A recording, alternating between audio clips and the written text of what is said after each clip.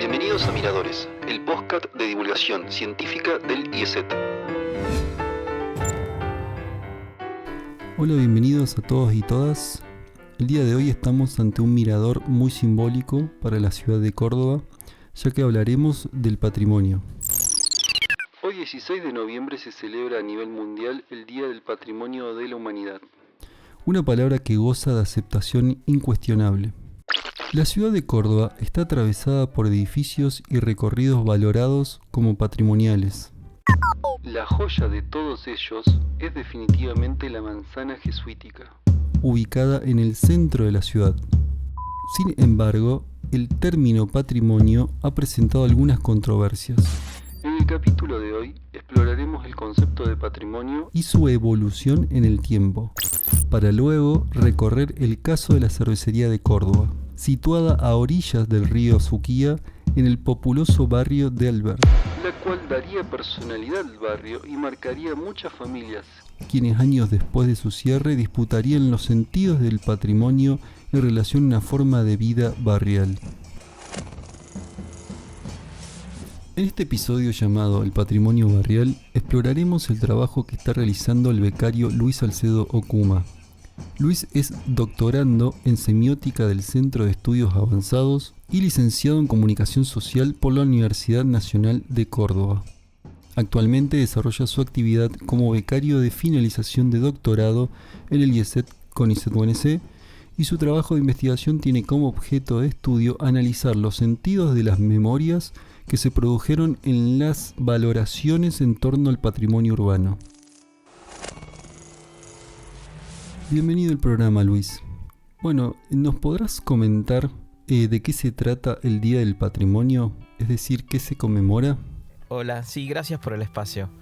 Sí, en los 16 de noviembre se celebra el Día Internacional del Patrimonio Mundial, ya que es la fecha en que se promulgó la Convención para la Protección del Patrimonio Mundial, el 16 de noviembre de 1972, que fue discutida en la Convención General de la UNESCO, que es el organismo de la ONU que ve los temas de ciencia, educación y cultura. Este objetivo fue proteger de la destrucción a conjuntos urbanos, monumentos, edificios y sitios naturales, y la Convención estableció un listado que debía ser propuesto por los países miembros de diferentes lugares, edificios, vuelvo a reiterar, ¿no? Monumentos o entornos también naturales que tendrían un valor digno de ser conservado, ¿no? Entonces, de esa manera se estableció no solamente el Día del Patrimonio, sino también un listado que marcaba o designaba los lugares que se consideran con este valor. ¿Qué es patrimonio? Es decir, ¿quién decide qué es patrimonio? La Convención de la UNESCO concibió el patrimonio como un conjunto de bienes que poseen un valor excepcional porque se consideran únicos e irreemplazables, sin importar el país en donde se encuentren. Entonces, entendemos que el patrimonio, según esta declaración, se entiende como un valor excepcional en primer lugar y que tiene un alcance global porque se considera que es válido para toda la humanidad. Y como segundo punto es que todo aquello que empieza a ser considerado patrimonial debe ser conservado porque posee la característica de que es único e irreemplazable, ¿no? Si se pierde totalmente. Este valor que estamos hablando entonces del patrimonio como un valor se define por un comité que lo establece la UNESCO en base a una cantidad de países miembros, que en realidad son 21 representantes, que van a elegirse periódicamente y que establecen, digamos, el comité que decide qué bienes o qué monumentos o edificios o entornos pasan a ser patrimoniales. Lo interesante de todo esto es que no siempre todo lo que pasa a ser parte de este listado siempre fue considerado patrimonial. Muchos monumentos, muchos edificios en su origen tenían otra función y otros no eran considerados como patrimonio. Es a partir de la declaración y la convención de 1972 y el ingreso a este listado que empiezan a ser considerados con valor patrimonial. Y encima tienen un valor que excede las prácticas que los originaron. En su momento, imagínate una fábrica que producía, qué sé yo, algún bien, de repente adquiere un valor de patrimonio de la humanidad y ya no vale por lo que producía, sino vale por lo que implica ser único para toda la humanidad. Entonces hay como una transposición de valor, ¿no? Que pasa a ser de lo local a lo global. Y otra cosa, que cuando ingresan a este listado empiezan a ser atractivos para el turista y entran dentro de un circuito de lugares o de ofertas para poder ser visitados. Entonces eso también transforma muchas de las cosas propias que tenían estos edificios o estos entornos de sus lugares de origen. ¿Y cómo ha cambiado el concepto de patrimonio a lo largo de la historia?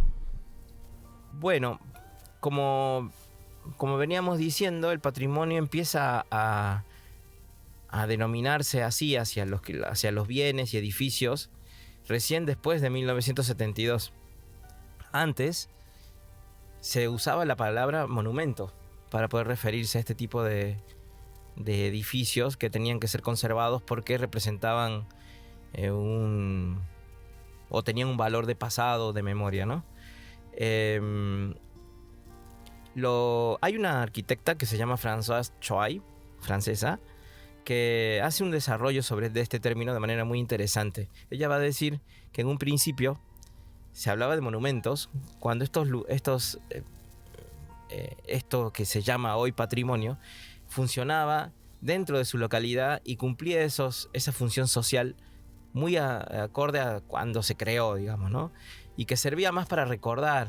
Pensemos en que tenía un alcance más local, más del pueblo o más de la ciudad donde se encontraba este objeto patrimonial.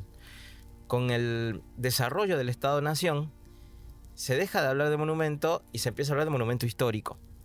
En este sentido ya lo que hace el monumento histórico es servir como fundamento para la historia de la nación. De esa manera se hace una selección, pero ya a nivel de Estado, para ubicar estos edificios o estos monumentos o estos lugares que marcan o sirven de prueba en el relato de la historia nacional, ¿no? de la historia del Estado, de la nación. Y acá ya hay un cambio de escala, según Choi, porque ya deja de pensarse en ese monumento arraigado en las prácticas locales y se empieza a pensar el monumento ya a nivel nacional, donde excede sus límites de creación de su localidad y empieza a ser común tanto para esa localidad como para otras localidades que ni siquiera tienen cercanía con ese monumento. Finalmente aparece este término de patrimonio ya recién en la década del 60 y se oficializa en la declaración de 1972, en la convención. Y aquí ya tenemos otro cambio de escala que sería una escala global, ¿no? El patrimonio deja de tener ya ese arraigo nacional y pasa a tener una relevancia de la humanidad, o sea, tiene una relevancia global. En la Argentina también pasó este proceso. A partir del siglo XX se empezaron a buscar y a registrar monumentos históricos nacionales. ¿Sabes cuál es el primer monumento histórico de la nación argentina? La verdad que no. En el año 1910, el Estado Nacional Argentino declara la casa natal de Domingo Faustino Sarmiento, que está en la ciudad de San Juan, como el primer monumento histórico nacional. A partir de ahí se empezó a hacer una serie de políticas para instalar el culto a las festividades patrias, donde se incluía la construcción y el registro de estatuas y monumentos a lo largo del país. En el año 1938 se va a crear la Comisión Nacional de Monumentos. Hoy se llama Comisión Nacional de Monumentos de Lugares y de Bienes Históricos. Esto implicó que un grupo de especialistas formados, profesionales, se empiecen a encargar para localizar, definir y construir los sentidos de los edificios y los lugares que se consideran como monumentos históricos, ¿no? O sea, como aquellos que representan o que fundamentan la historia de la nación. Entonces, como lo dije anteriormente, el monumento histórico en la Argentina empieza a seleccionar a lo largo de todo el país los diferentes edificios, lugares o entornos que empiezan a ser considerados como prueba de la historia nacional.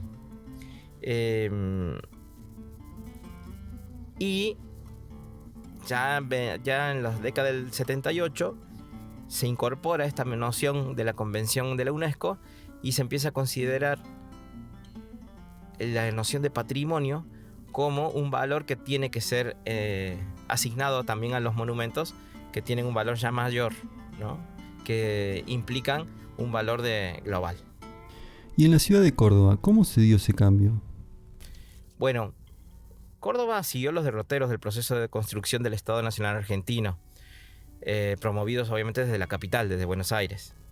En el año 1914, desde la Nación, el Ministerio de Educación encarga al ingeniero húngaro Juan Cronfus, que en ese momento era secretario de Infraestructura y Planeamiento Urbano de la Municipalidad de Córdoba, a que haga un relevamiento de la principal arquitectura que definía la identidad de Córdoba y de Buenos Aires. Él hace todos unos viajes, hace todo un registro y documentación de los diferentes edificios que tenía la ciudad de Córdoba y establece que para Córdoba la identidad tenía que ser colonial. A partir de ahí es donde Córdoba empieza a preservar edificios coloniales que estaban ligados a las iglesias y a la universidad, que es lo que hoy todavía se puede conservar, que se puede apreciar, digamos. Porque en este periodo hay que ver dos cosas. Córdoba era, a inicio del siglo XX, una ciudad todavía muy pequeña, donde tenía edificios que habían sobrevivido de la colonia. Pero el progreso, la progresiva inmigración que tuvo y la llegada del ferrocarril aumentó más ese aumento inmigratorio, hizo que se tirasen la vieja arquitectura colonial y empiece a construirse con una nueva arquitectura más italianizante y europea. Y prácticamente Córdoba perdió toda su arquitectura colonial, ¿no? Solo desde la intervención que tiene Cronfus empezó a preservarse lo que hoy vemos como el pasado arquitectónico cordobés, que representa sus edificios monumentales, ¿no? Claro, por eso la esencia arquitectónica colonial de Córdoba capital es marcadamente colonial, obviamente. Yo diría que lo que queda más son los discursos sobre la identidad, porque Córdoba, como te dije, perdió mucho de su arquitectura colonial, salvo las iglesias y los edificios de la universidad, y bueno, el trazado de algunas calles y plazas. Me refiero a estos dichos que identifican a Córdoba, ¿no? Como Córdoba de las Campanas o Córdoba la Docta. Pero donde sí ocurre un cambio interesante en lo que sería la concepción de la arquitectura patrimonial se da en la década de 1970. En ese año, en la ciudad de Córdoba, se va a fundar el Instituto Interuniversitario de Historia de la Arquitectura. Dentro de los exponentes de ese instituto estaba Marina Weissman. Es una arquitecta que formó parte y que desarrolló un estudio sobre lo que se conoce como patrimonio modesto, que fue una innovación en este periodo. ¿Por qué? Porque hasta este momento lo que se consideraba como arquitectura valiosa era aquella que poseía el propio edificio. Se concebía que el edificio tenía por sus propias características un valor, ya sea que respondiera a un estilo valioso o que tuviese características monumentales. Pero Weissman lo que decía era que el edificio no tenía valor por sí mismo, sino por el entorno. Entonces empieza a incluir dentro de la concepción de valor arquitectónico el hecho de que el edificio está incluido dentro de un sistema social. Por lo tanto, ciertas prácticas asociadas al edificio, cierta representatividad de momentos históricos del edificio lo hacían valioso y no las características intrínsecas o materiales que poseía el edificio. De esa manera, empieza a pensar o propone que la arquitectura modesta, es decir, que no tiene no es exponente de las grandes tradiciones arquitectónicas, también tenga carácter patrimonial, ¿no? Entonces se propone el concepto de patrimonio modesto, que lo ubica principalmente en los barrios pericentrales, que son los barrios que se construyeron o se desarrollaron alrededor del centro histórico de Córdoba. Como fruto de estas discusiones y esta propuesta, Weisman va a elaborar desde la Universidad Católica de Córdoba en el año 79 un catálogo de bienes de protección, que era un registro. Ahí destaco el hecho de la época, que son 7 años después de la promulgación de la Convención para la Protección del Patrimonio de la UNESCO. Hace ella también un listado, así como propone la UNESCO, de los edificios y monumentos que no son considerados como patrimonio monumental o el patrimonio que se venía considerando desde 1914, sino que incluye una serie de edificios que son caracterizados como patrimoniales por su relación con el entorno y por su valoración histórica, ¿no? Esto es muy importante porque vamos a ver que más adelante el catálogo de Weisman va a hacer referencia para las políticas públicas que va a hacer la municipalidad en torno al patrimonio. ¿Qué hizo la Municipalidad de Córdoba después de que la manzana jesuítica se declarara Patrimonio Mundial de la Humanidad? Bueno, esto que decís es el tercer punto que para mí marca el derrotero del patrimonio en Córdoba, porque en el año 2000, el 29 de noviembre del año 2000, la UNESCO va a declarar y va a incorporar dentro de este listado de Patrimonio de la Humanidad el conjunto de la manzana jesuítica, que incluye la iglesia de la compañía, el rectorado de la universidad y el Colegio Montserrat. Cuando se nomina o se declara este conjunto como patrimonio y las estancias de Altagracia y Jesús María, las estancias jesuíticas, ¿no? Cuando se declara, el Estado cordobés no toma grandes acciones, porque inclusive todo el proceso para poder nombrarlas como patrimonio mundial lo desarrollan del sector privado. Fueron 3 filántropos de la ciudad de Altagracia. Recién en el 2008, ante el peligro de ser retirado la categoría de patrimonio, la municipalidad empieza a tomar acciones. Para ello va a elaborar en el año 2008 el plan director. El plan director era un plan integral que buscaba la municipalidad como reordenamiento de toda la ciudad. Con respecto al patrimonio, que es el tema que hoy nos convoca, era un tema de agenda en el plan director y estaba como muy resaltado la idea de la preservación del patrimonio, y para ello desarrolla una estrategia de organización de la ciudad en base a áreas, el plan director, ¿no? Estas áreas eran el centro, que sería el centro histórico de Córdoba, los barrios pericentrales o el área pericentral, que vendría a ser todos estos barrios en los que justamente Marina Weisman había encontrado este patrimonio modesto, que ahí está Barrio Alberdi, está Barrio San Vicente, está Barrio General Paz, Güemes y San Martín. Y después una zona intermedia, que serían los barrios más aledaños, y finalmente una zona periférica.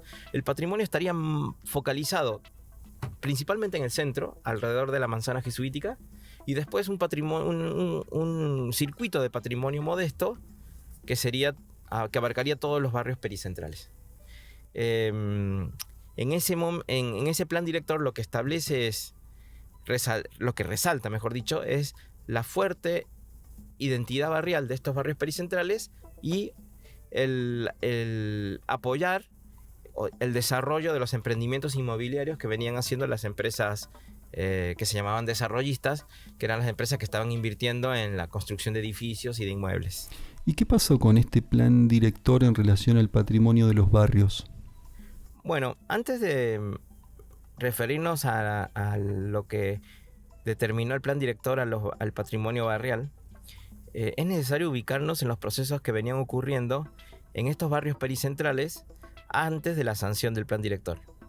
Lo que ocurrió fue una destrucción del tejido social en base a lo que David Harvey denomina como acumulación por desposesión. Es decir, se establecieron mecanismos mediante los cuales se concentraron capitales en determinados centros, lo que implicó que ocurriese un despojo de las actividades que venían realizándose en otros lugares, ¿no? Como en estos barrios. Esto pasa en Córdoba desde la década de 1970, precisamente cuando, una vez instalada la dictadura militar, se empiezan a incorporar políticas liberales que se orientaron a desmantelar el aparato productivo de los barrios. Medidas nacionales como la eliminación de normativas que protegían la producción nacional, la habilitación de la importación que competía de manera desigual, ¿no?, con el mercado productivo, determinó que muchas empresas transnacionales, ya años después, en la década del 90, que se mantuvieron estas políticas, ingresasen y empezasen a adquirir fábricas locales, ¿no? Esto lo que fue determinando fue que muchas de estas fábricas se compraron por empresas grandes que empezaron a acumular fábricas de diferentes barrios y empezaron a cerrar las fábricas barriales para concentrar la producción en una sola. Esto determinó un grave impacto para las economías familiares. Claro, este tipo de políticas afectó directamente a las economías familiares y barriales. Sí. Bueno, claro, numerosas familias perdieron sus fuentes de ingresos. Y no solo eso, sino que también vínculos sociales, porque muchas de estas fábricas fueron escenario de una convivencia vecinal. Muchos vecinos se fueron a vivir alrededor de la fábrica porque era su lugar de trabajo. Ya en el año 2008, cuando el plan director se promulga, vemos barrios que están totalmente deprimidos en ese sentido, ¿no? Se le ha destruido el núcleo que, digamos, articulaba una vida barrial. Entonces, nosotros encontramos en notas periodísticas, como por ejemplo, en el año 2014 se habla de barrios que no crecen. Hay una nota periodística que dice, que se pregunta, ¿no? Una periodista que se llama Carolina Esposito se pregunta: ¿por qué en las actuales condiciones de crecimiento urbano en la ciudad de Córdoba los barrios más tradicionales y mejor dotados de infraestructura no son espacios deseados para alojar nueva población? O sea, hay una sensación de estancamiento, ¿no? Barrios que no están activos, que se están degradando. Si uno rastrea, por ejemplo, las notas de La Voz del Interior, ya hacia el año 2010, vamos a ver que del barrio Alberdi, por ejemplo, que va a decir que las calles están cerradas por basurales, hay como un abandono, ¿no? Una sensación de abandono. Esto va a ser el marco de un suceso que va a determinar que en el barrio Alberdi, que es un barrio que está pegado hacia el oeste del centro histórico, un barrio muy característico porque alojó en un principio la primera población originaria de la ciudad, y después fue la primera zona urbana fuera del centro histórico, la urbanizada, que generase un conflicto por el patrimonio, cuando una vieja cervecería que estaba ubicada a orillas del río Suquía, la cervecería Córdoba, es comprada por una empresa inmobiliaria y planea hacer en ese espacio 5 torres de edificios, y para ello demuele una vieja chimenea, ¿no?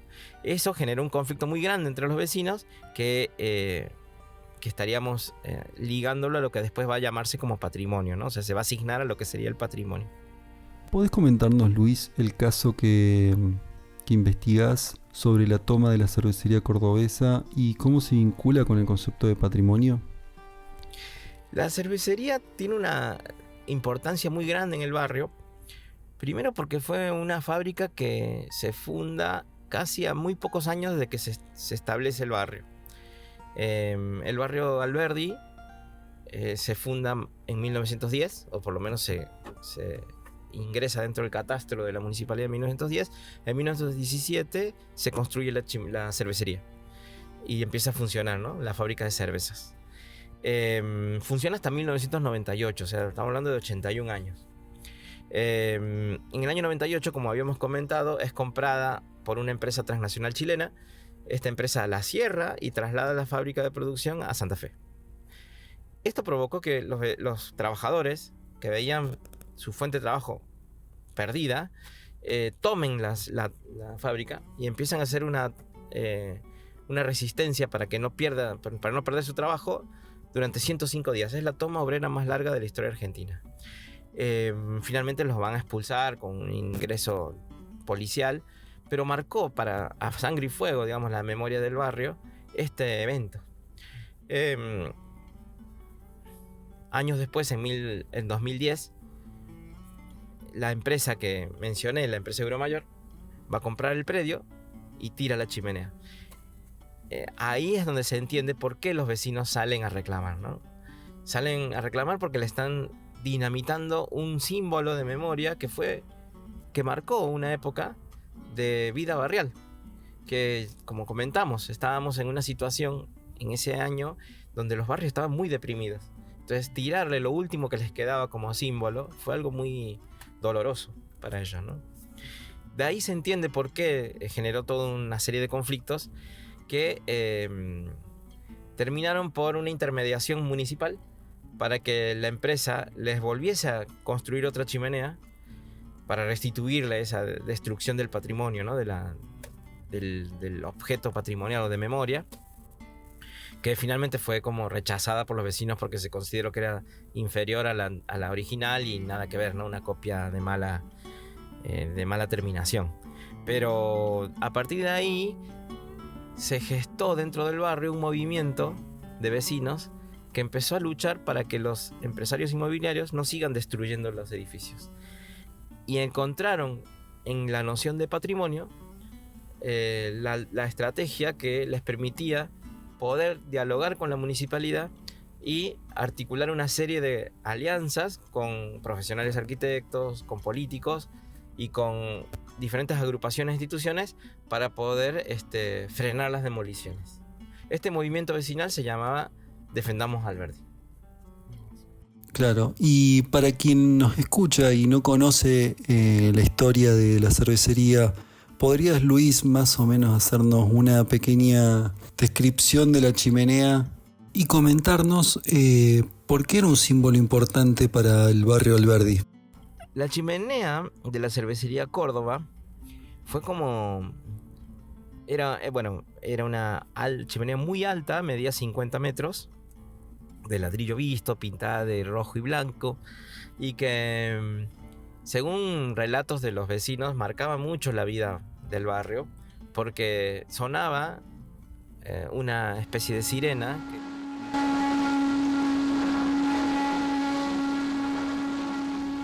que tenía adherida, digamos, ¿no? Y que marcaba la jornada laboral y el cierre, el inicio de la jornada laboral y el cierre de la jornada laboral. Y por ahí marcaba también el horario en el barrio. O sea, era un objeto, un elemento dentro del predio de la fábrica que era como muy representativo y determinaba la vida cotidiana del barrio, ¿no? Incidía en la vida cotidiana del barrio. Cuando se cierra, hay un halo de nostalgia porque se perdió una fuente de trabajo y la chimenea nunca más volvió a sonar. Y cuando se tira fue algo como muy doloroso, ¿no? Para los vecinos y también para el resto de la ciudad, porque si uno empieza a rastrear en los medios, que eso también es interesante porque hay una cobertura mediática muy intensa en torno a estos problemas con el patrimonio del barrio, que se puede registrar un halo de nostalgia. Ahora es muy paradójico porque días antes de la demolición los medios hablaban de la chimenea marcándole o designándola como peligrosa porque había como ciertos desprendimientos de ladrillos que digamos especulaban como una posibilidad de que se iba a derrumbar. Muy probablemente en ese momento, recordemos, Euromayor tenía intenciones de demolerla y enviaba información, ¿no? La que tenía acceso a todo a esta chimenea era la empresa Euromayor, que era la desarrollista que venía con el emprendimiento inmobiliario. Finalmente Euromayor va a conseguir el permiso de defensa civil municipal para dinamitarla. Esto se va a concretar el día 15 de abril del año 2010. Claro, me imagino que esa fue la gota que rebalsó el vaso, digamos, en el conflicto. ¿Y qué hicieron los vecinos después de eso? Bueno, los vecinos, después de la demolición de la chimenea, empezaron a realizar ciertas asambleas discutiendo sobre el rol que debían tener frente al avance de los empresarios desarrollistas, ¿no? De los inmobiliarios, porque eran conscientes de que no tenían límites, digamos, ¿no? Venían destruyendo una serie de casonas del barrio y construyendo edificios en altura, inclusive consiguiendo concesiones de la municipalidad para levantar edificios más altos de lo que permitía el código de edificación. Entonces hay una serie de reclamos que los obliga o deciden frente a esta situación agruparse en un movimiento que pasó a llamarse Defendamos Alberdi.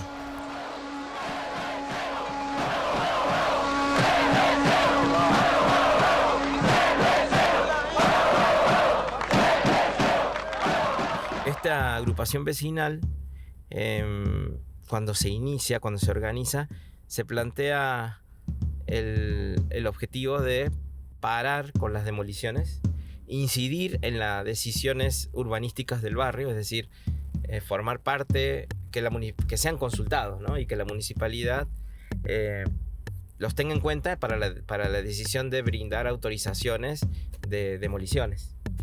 Y van a proponer su lucha en base a 3 consignas, que van a ser memoria, identidad y lucha.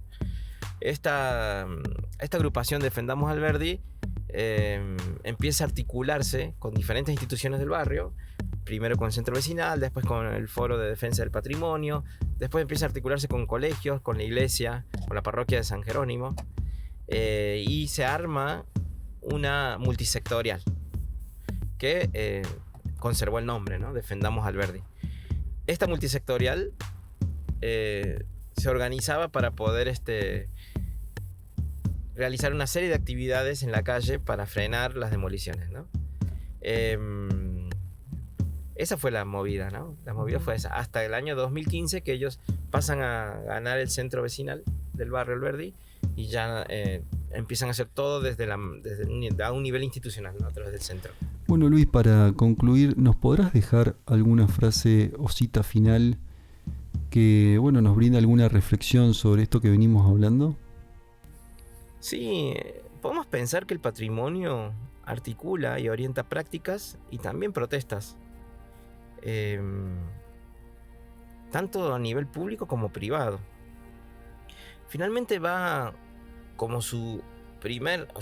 como lo define la UNESCO, ¿no? Termina imponiéndose como un valor que va a posicionarse como excepcional, ¿no? Así como definimos el patrimonio al inicio. Esto va a permitir, o sea, sirve como herramienta para los movimientos vecinales de los que hemos hablado, para que proteger lo que ellos consideran como valioso, ¿no? Como consideran como lo último que les queda de una memoria de un tiempo que ya no está, de un barrio que se perdió. Entonces, pero también a la vez es aceptado por el gobierno, ¿no? Por la municipalidad, como un valor que no se cuestiona. Inclusive la municipalidad va a incorporar el patrimonio en la legislación. Entonces, de alguna manera el patrimonio termina eliminando el conflicto, termina haciendo posible que se articulen las demandas de los vecinos con una protección que viene del Estado y una regulación para que el empresario no pierda en el proyecto inmobiliario que tiene, pero respete o por lo menos satisfaga las demandas vecinales, ¿no? Hay un audio que a mí me parece que representa mucho el momento del sentir del vecino de Alberdi cuando le tiran la chimenea, ¿no? Y cuando ve el peligro real, o sea, ve la destrucción real de lo que fue su pasado, ¿no? La identidad también del barrio, que representa esa identidad barrial, que es la de un vecino que se apellida Alvarado, de Barrio Alberdi, cuando a minutos, o sea, al poco tiempo que la vieja chimenea de la cervecería fue dinamitada. Supongo para que estuvieran con nosotros, tuvo el doctor el Vasco, estuvo con nosotros, también asesorándonos un poco. Pasamos una noche muy dura, pero sabíamos que no era fácil, que lo que veníamos, no estábamos peleando con cualquier nenito de pecho, simplemente con un grupo poderoso como fue. En aquel momento estábamos acostumbrados a eso, ya nos tocó una vez que nos cagaran a palos, nos sacaran de la fábrica, y hoy estábamos preparados para eso. Anoche, es más, hasta el cura se preparó, y nos quedamos ahí a pesar de que los vinieron a amenazar que nos fuéramos, nos dieron media hora y seguimos resistiendo. ¿Qué quiero decir con esto? Para lo único que nos sirvió hoy es para que una vez más nos demos cuenta que estamos vacíos de todo. No tenemos nada. Los que están ejerciendo cargos públicos son unos delincuentes. Venden hasta la madre si pueden. Vienen por más, no crean que terminan con la chimenea y se termina toda la historia. Vienen por más, vienen por todo lo que haya al alcance de la mano. Por eso los convoco a que sigamos luchando, defendiéndonos unos al otro, porque si esperamos que los defiendan los que gobiernan, estamos muertos. Desde el gobernador al intendente son todos unos entregadores. Bueno, muchas gracias a Luis por participar en este podcast. Los esperamos en otro episodio de Miradores, el podcast de divulgación científica del IESET. Hasta pronto. IESET, Instituto de Estudios en Comunicación.